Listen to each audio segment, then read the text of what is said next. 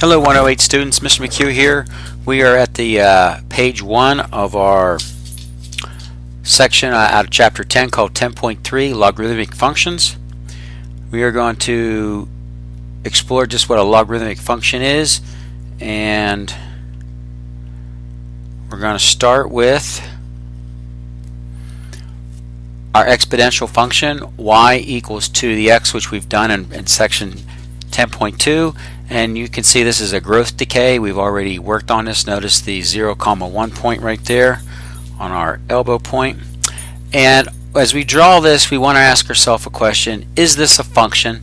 And thus we are going to do the vertical line test, and the answer is, as I drew a couple lines here, as you can see, come down, it only ever crosses the graph at 1 point.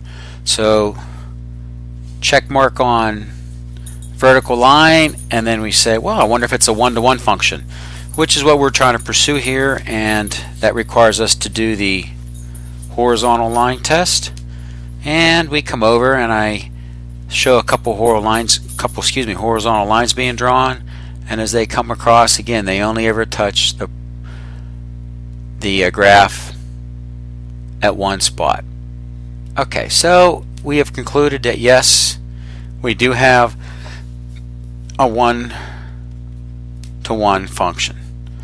So therefore we should be able to write the F inverse. And that requires us to start the process of swapping the x and y variables. And so when you start with y, you bring it down and make it an x. Start with the x, turn around, make it a y. We're looking good. And then we go, okay, just got to sit there and solve for y. But we notice that y is up in the exponent.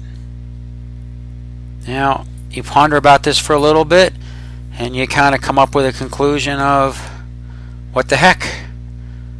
We don't have any way to do that.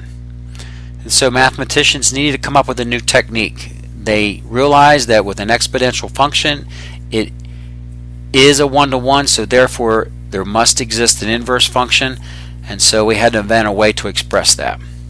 And so that takes us down to objective 1 when we start this section of a definition of a logarithm. It's really important here now that you focus on learning the terminology and the components, and the more you say it, the more you'll be able to go ahead and get the concept of a logarithm. The shortcut name for it is the word log. And there's going to be 3 components. You're going to have your base. We're going to use the letter A. Exponent is y, and the result is x. Now this result terminology is a phrase I came up with, but it helps me to grasp and get a handle on what a logarithm function is. And if I would use x equals 3 squared, this might be an illustration of what the x is the result. If you take a base 3, square it, of course the result is 9. And that's what I want you to think about the x. The x is the result being put in. Okay, so now we come down, we look at here the basic definition, and you got to practice doing this, is that if you got result x equals base a raised to the exponent y, we're going to transpose it so that the y exponent is solved for. It's y equals. That's our goal. That way we can put the F inverse function in there. To do that, we came up with a notation.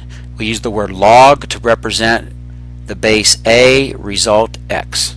Yeah, so I like to say log a result x. Sometimes I'll say log base a result x. Okay. I prefer to read some phrase similar to this when I go through there. Okay, now I'm going to do a couple examples here to finish this up, but I just want to overly emphasize how critical it is that you master, memorize, study, and learn. Oops, excuse me. Okay, I'll get it back. Sorry about that. How you memorize and learn what a log is. Simply must drill this in your head so the rest of this chapter makes sense to you. And this version here of our exponent that we had with x equals 2 raised to the y. You drop the exponent down. You set it equal to log base 2 result x, and you can see my arrows here to help you that base comes down below. That's how I remember that. The base is down like in the basement. Okay. With that said, I'm going to sign off for now, and I will see you on page 2.